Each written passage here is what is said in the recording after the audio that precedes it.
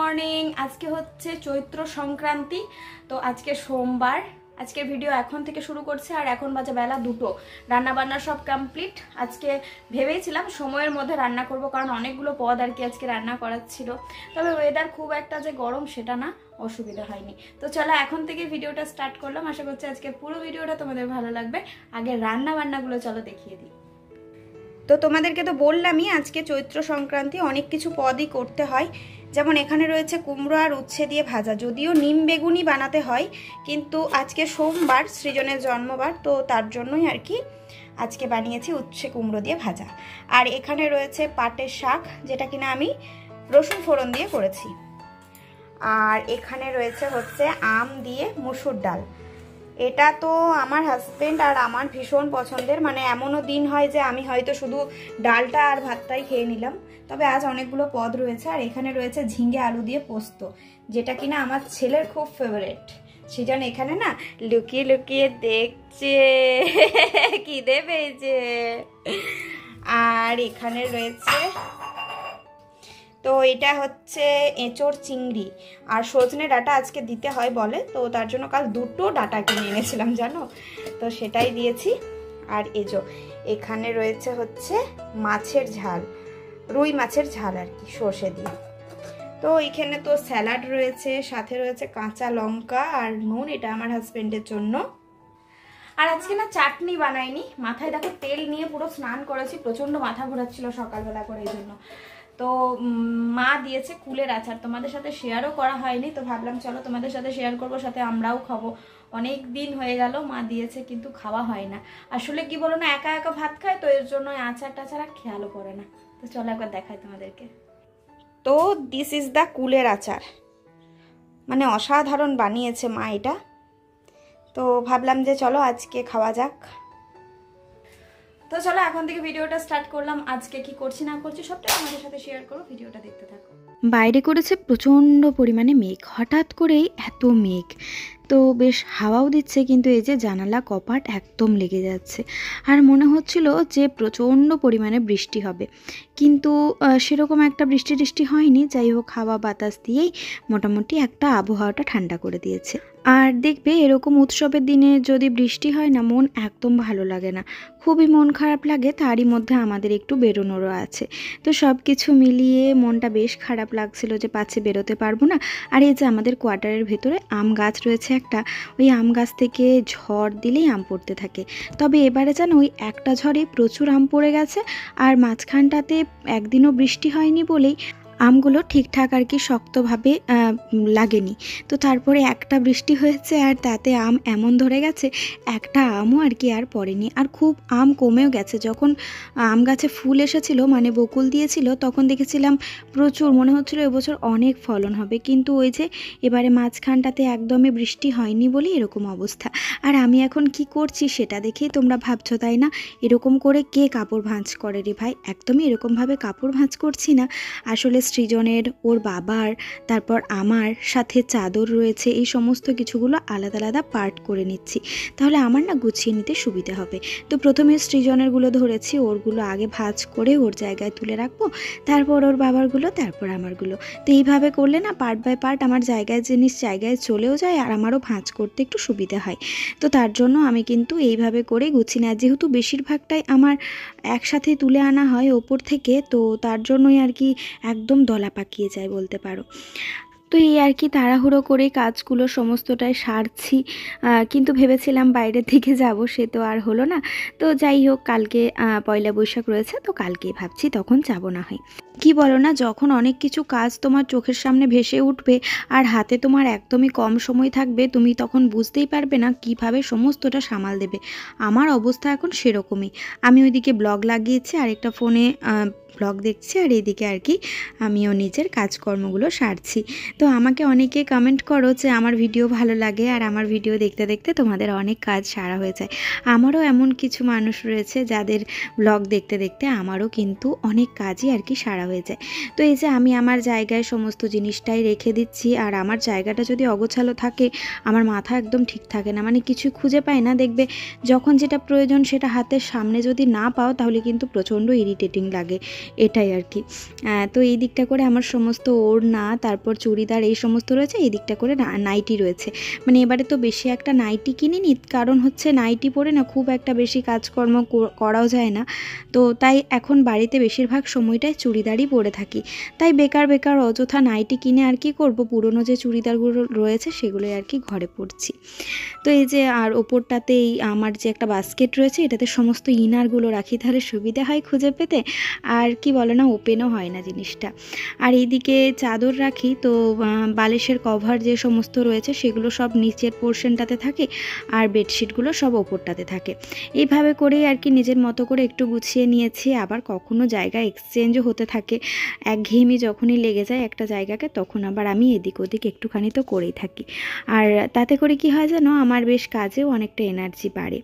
তো একঘেয়েমি কাজ আমরা যখন করব, একসাথে অনেকটা বোর হয়ে গেলে আমরা এদিক ওদিক কিছু একটু যদি চেঞ্জ করি, দেখবে আমাদের মনও ভালো লাগে, আর কাজে একটা এনার্জিও আমরা কিন্তু ফিরে পাই।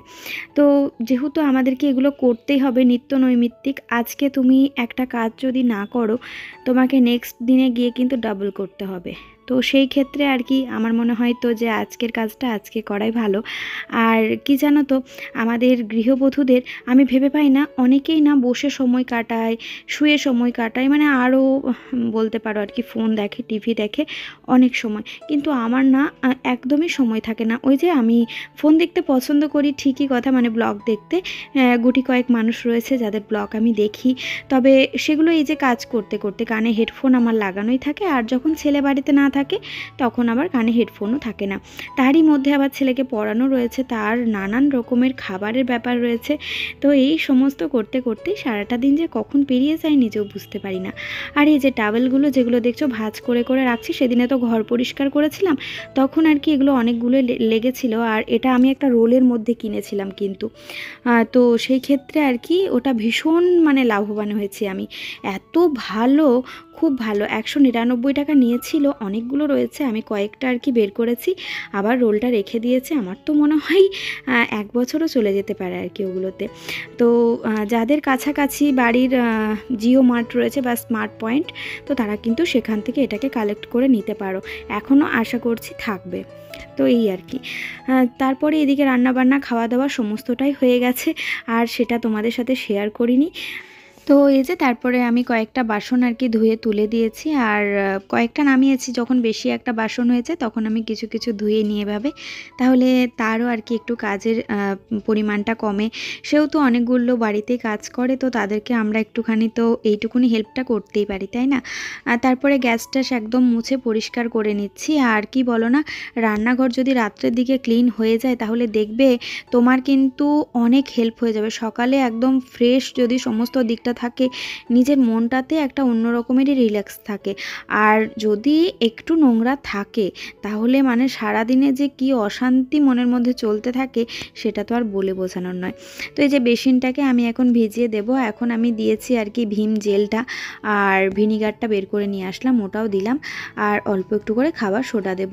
তবে যেটা আর কি আমি ওই বেসিন টেসিন পরিষ্কার করার জন্য খাবার সোডাটা নিয়ে আসি, তো সেটা আমার বেলকানিতে রয়ে গেছে, তাই সেখান থেকে আর আনলাম না। এই যে যেটাতে আমি কেক টেক বানাই সেটাই আর কি একটুখানি দিয়ে দিলাম।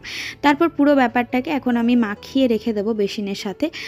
এটা সকালে ক্লিন করব। একবার জাস্ট এই ট্রিক্সটা ফলো করে দেখো, বেসিন একদম ঝকঝকে হয়ে যাবে। বেসিন নয়, এটা আবার সিঙ্ক বলে, তাই না? তো অনেকেই আবার বলবে যে হ্যাঁ বেসিন কেন বলছো এই সেই। আসলে কিছু মানুষের তো হ্যাবিট থাকে, এই হ্যাবিটগুলোকে না আমরা কিছুতেই চেঞ্জ করতে পারি না। তো যাই হোক, এই যে ছোটো ঘরের বিছানাটাকে এখন আর কি একটুখানি ঝেড়ে নিলাম। আর হ্যাঁ, তোমাদের সাথে না এই ভিডিওটা পুরো একদম পয়লা বৈশাখ পর্যন্ত কন্টিনিউ করব। তো বিছানাটা ঝেড়ে ঝুড়ে নিয়ে তোমাদেরকে দেখাবো কিছু জিনিস আর কি কিনে এনেছি কালকে, তো সেগুলোই তোমাদের সাথে এখন শেয়ার করব, তাই বসে পড়েছি। গেছিলাম ফ্যাশন এক্স, তো সেখান থেকে আর কি টুকিটাকি নিয়ে এসেছি। সৃজনের বাবার জন্য একটা গেঞ্জি নিয়ে এসেছি, আমাদের সামনে একটা জায়গা যাওয়ার রয়েছে, তো তার জন্যই আর কি। আর তারপরে হচ্ছে এটা ওটা নিয়ে এসেছি ঘরের আর কি জিনিসপত্র। না, সৃজনের বাবার একটা নয়, দুটো গেঞ্জি নিয়ে এসেছি, একটা হোয়াইট কালারের আর একটা ওই পেস্তা কালারটা। সৃজনের একটা ঘরে পরার জন্য এরকম বারমুন্ডা টাইপের প্যান্ট এনেছি। প্যান্ট তো প্রচুর লাগে, কারণ এখন তো গ্রীষ্মকাল, প্রচুর ঘামে, তো তার জন্য গেঞ্জি প্যান্ট প্রচুর লাগে। আর বোতল এনেছি, সাথে একটা টাওয়েল এনেছি। এই টাওয়েলটা রান্নাঘরের জন্যই এনেছি, ওই চাকি বেলনা নামিয়ে যখন বেলি টেলি তখন এগুলো বেশ কাজে লাগে আর কি। আর তারপরে এই যে সৃজনের জন্য একটা প্লেট এনেছি আর এরকম একটা ঝুড়ি এনেছি, এটা ফ্রিজে স্টোরেজ হিসাবেই এনেছি। আর সেরকম একটা কিছু, হ্যাঁ আরেকটা এনেছি এই ডাস্টবিনটা, ব্যাস আর কিছু না। তো এটা আমার খুব উপকারে লাগবে, কারণ জানো তো আমাদের বাইরে যে বড় ডাস্টবিন, সেখানে যদি নোংরা ফেলি তাহলে তো এক বিল্লি মামা আছে, সে এসে আর কি সমস্ত লণ্ডভণ্ড করে দিয়ে যাবে। তো তার জন্য এটাকে আমি রুমের মধ্যে রাখবো। আর আমার যে ডাস্টবিনটা ছিল সেটা তো ছোট, প্রথম কথা একদম, তাও সেটা আর কি রেখেছিলাম রান্নাঘরে, সেই ঢাকাটা দেখে সৃজনের বাবা ফেলে দিয়েছে ভুল করে। তো যাই হোক, তার জন্য আর কি ওটা আর কোনো কাজ লাগছে না, কারণ ওপেন তো আর নোংরা রাখা যায় না। আর এটা না 150 টাকার মধ্যে বেশ বড় সড়ো পেয়েছি, বেশ ভালো। তো ফ্যাশন এক্সে আমাদের চট করে যাওয়া হয় না, আমরা ওই স্টাইল বাজার অথবা সিটি মার্ট এই কাছাকাছি যেগুলো, সেগুলোতেই আর কি ব্যস্ত হয়ে যায় বা সেগুলোতেই বেশি যাওয়া হয়। তো এটা হচ্ছে লালবাজার দিকে, বেশ ভালো কিন্তু মলটা। পরের দিনে সকালবেলা সকলকে জানাই শুভ পয়লা বৈশাখের অনেক শুভেচ্ছা ভালোবাসা। যদিও আগের ভিডিওতে তোমাদেরকে জানিয়েছি, আসলে এখন যেহেতু একদিন অন্তর একদিন ভিডিও দিচ্ছি, তাই একটু লেটেই তোমরা সমস্ত কিছুই পাবে। তবে খুব শিগগিরই আবারও ডেলি ব্লগ নিয়ে হাজির হব। একটু ব্যস্ততায় দিন কাটছে, সাথে শরীর প্রচণ্ড খারাপ, তো তাই নিজেকেও একটু সময় দেওয়ার জন্যই এই সিদ্ধান্তে আসা বলতে পারো। তারপরে যে সুজি নিয়েছি, সুজিটার মধ্যে একটুখানি লবণ আর চিনি দিয়েছি। এখন টক দই দিয়ে জল দিয়ে বেশ ভালো করে সুজিটাকে মেখে নেব। আর সুজিটাকে মেখে একটুখানি ঢেকে রাখতে হবে, কারণ সুজির পরিমাণে কিন্তু ভিজিয়ে দিলে বেড়ে যায়।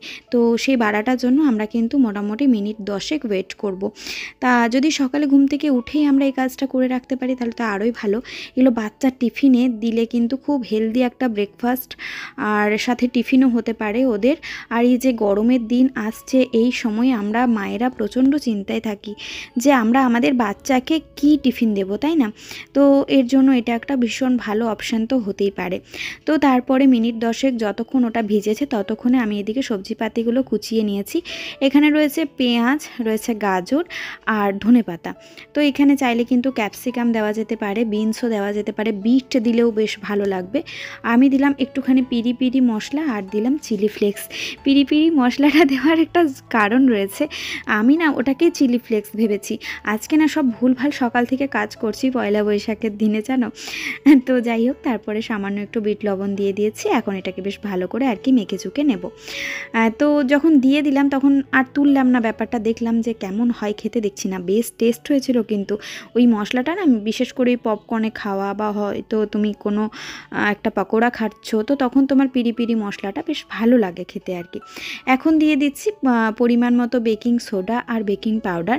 তো বেকিং পাউডারটা সবসময় আমরা বেকিং সোডার থেকে ডাবল দেবো, কারণ সোডা খুব একটা বেশি শরীরের জন্য ভালো নয়। তো তার জন্য সোডার পরিমাণটা কম রাখাই ঠিক আছে। তো তারপরে এই যে দিয়ে দিয়েছি, এখন এই ব্যাটারটাকে পুরো ভালো করে মেখে নিতে হবে। আমি দেখলাম যে আজকে পয়লা বৈশাখ, আর আমার হাজব্যান্ড অনেক দিন আগের থেকেই বলে রেখেছে আমরা কিন্তু আজকে বাইরে খাওয়া দাওয়া করব। তো যখন এই সিদ্ধান্ত ও নিয়েছে, আমার তো না বলার উপায় নেই। আমি তাছাড়া বলেছিলাম যে একটু মাটন করব আর কি ভাত করব, বলছে না আজকে বাইরেই খাওয়া দাওয়া করব।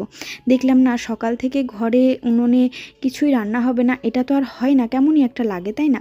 তো তার জন্যই এই যে সকাল দিকে আমি ভাবলাম তাহলে ব্রেকফাস্টটা আজকে বাড়িতে অন্তত একটু বানানো যাক।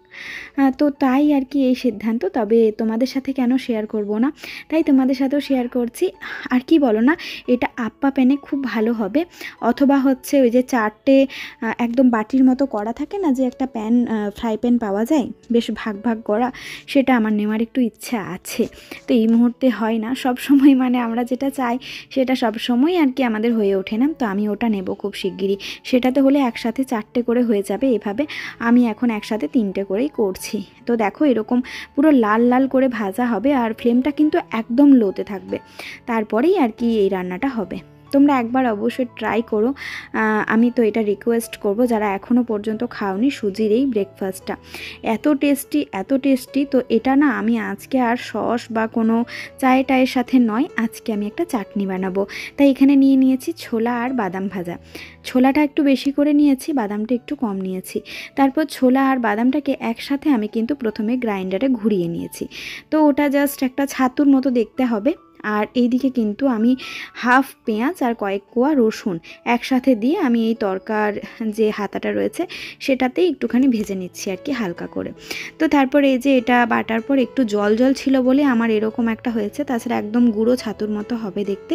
তো তারপর এটার মধ্যে আমি কিন্তু এই ভাজা মশলাটা পেঁয়াজ রসুনটা যেটা আর কি একটু গরম ছিল ঠান্ডা করে দেব। আর তার আগে এখানে টক ভাবটা আনার জন্য একটু টক দই দিয়ে দিলাম। তবে যদি বাড়িতে ভাজা ছোলা না থাকে তো সেই ক্ষেত্রে কিন্তু ছাতুও তোমরা অ্যাড করতে পারো। তারপর এই যে আমি দিয়ে দিলাম পেঁয়াজ আর রসুন যে ভেজে রাখা সেটা। তারপর এটাকে এখন মিক্সিতে একটু ভালো করে ঘুরিয়ে নিতে হবে। তো ব্যাস তারপর রেডি হয়ে গেল আমাদের মোটামুটি চাটনি। আর এখানে একটা তড়কা দিয়ে দিলাম যেটার মধ্যে ছিল কারি পাতা আর সর্ষে শুকনো লঙ্কা। তো চাটনি মোটামুটি রেডি। পরিমাণ মতো লবণ আর চিনি দিয়ে দিলেই রেডি হয়ে যাবে। চলো সৃজনকে খেতে দিয়ে আসি আর তারপর রেডি হয়ে একদম বেরিয়ে পড়বো। আমরা আজকে নতুন একটা রেস্টুরেন্টে খেতে যাব। আর কথাই বলে না, শেষ ভালো যার সব ভালো তার। তো তার সাথে শুরুটাও কিন্তু ভালো করেই হতে হবে। আমরা রেডি হয়ে বেরিয়ে পড়েছি, এখন বের হচ্ছে আর কি জুনবেদিয়ার যে হনুমানজির মন্দির, সেটাই যে আমাদের প্রাণের শহর বাঁকুড়া। এটাও ক্রস করে এখন সোজা চলে যাব বিকনার রোডটাতে। তো সেই রোডেই এই রেস্টুরেন্ট পড়বে, নতুনই খুলেছে, হবে হয়তো মাস দুয়েক। আমি বাঙালি, যা কিন্তু কলকাতায় ব্রাঞ্চ রয়েছে, হয়তো দুর্গাপুর আসানসোল এই সমস্ত জায়গাতেও ব্রাঞ্চ থাকতে পারে। তো আমাদের বাঁকুড়াতেই আর কি ছিল না। এটা হচ্ছে যারা বাঁকুড়াবাসী তাদেরকে আরও একবার বলে দিচ্ছি, আগে যেটা রেড চিলি রেস্টুরেন্ট করেছিল কিছুদিনের জন্য সেটাই আর কি নতুনভাবে করা হয়েছে। তো এখানে বিভিন্ন রকমের গানের লাইন, বিভিন্ন রকমের আর কি পুরনো দিনের সিনেমা, এই সমস্ত কিছু দিয়ে সুন্দর করে একটা ডেকোরেট করা রয়েছে দেখো। তবে লাইন তো সাংঘাতিক, মানে যুদ্ধ করার মতো। 2 ঘন্টা লাইন দেওয়ার পর আমরা পেয়েছিলাম আর কি খাবার। তো এখানে সিস্টেম ছিল আর কি যেমন ডাক্তারখানায় নাম লেখায় সেরকম আর কি নাম লিখিয়ে তারপরে 2 ঘন্টা 1.5 ঘন্টা যার যেমন। আমরা নিয়েছিলাম ভাত আর ভাতের সাথে নিয়েছিলাম আলু পোস্ত মুগের ডাল। এখানে ছিল পোলাও আর সাথে ছিল মাটন। এখানে ছিল পাঁপড় চাটনি। আর আমরা একদম মানে ওটা প্রথমে আমাদেরকে দিতে ভুলে গেছিলো, তো শেষ থেকে সেটা এসেছিলো, যেটা হচ্ছে কচু শাক দিয়ে চিংড়ি মাছের ভাপা। জাস্ট অসাধারণ, মানে ওটা দিয়েই আমি ভাত খেয়েছি। আর আমি এত খেয়েছিলাম, মানে আজকে আমাকে আর 2বার খেতে হয়নি জানো, একবার খেয়েই আমার হয়ে গেছে ব্যাস। আর এই যে চিংড়ির মালাইকারি সৃজনের জন্য, আর এই যে কচু শাক দিয়ে চিংড়ি মাছের ভাপা। এখানে আর কিছু শেয়ার করার মতো ক্ষমতায় আমরা থাকিনি, এত খিদে পেয়েছিল। তো তাড়াহুড়ো করে খাবার দাবার খাওয়ার পর এই যে আমরা এখন একটু ফটোশ্যুট করব। তা আজকের ভিডিওটা তোমাদের কেমন লাগলো বন্ধুরা অবশ্যই জানিও। যদি ভালো লেগে থাকে তাহলে অবশ্যই একটা লাইক করো, কমেন্ট করো, শেয়ার করতে পারো তোমাদের কাছের মানুষদের সাথে। তাহলে আজকের মতো এখানেই টাটা বাই বাই, দেখা হচ্ছে